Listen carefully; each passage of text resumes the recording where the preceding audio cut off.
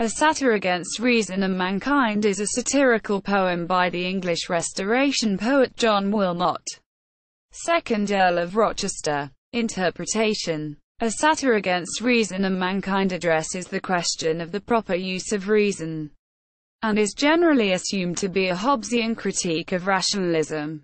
The narrator subordinates reason to sense. It is based to some extent on Boileau's version of Juvenal's 8th of 15th satire, and is also indebted to Hobbes, Montaigne, Lucretius and Epicurus, as well as the general libertine tradition. Confusion has arisen in its interpretation, as it is ambiguous as to whether the speaker is Rochester himself, or a satirized persona. It criticizes the vanities and corruptions of the statesmen and politicians of the court of Charles II.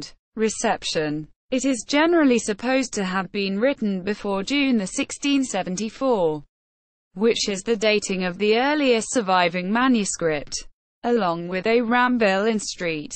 James's Park. It is one of Rochester's best-known works, and his most influential during his lifetime.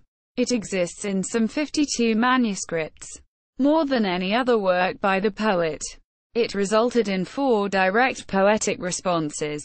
Edward Pocock's An Answer to the Satire Against Mankind, Thomas Leslie's A Satire in Answer to the Satire Against Man, and the 2 anonymous responses An Answer to a Satire Against Reason and Mankind and An Answer to the Satire Against Man. It is alluded to in John Crown's The Country Wit.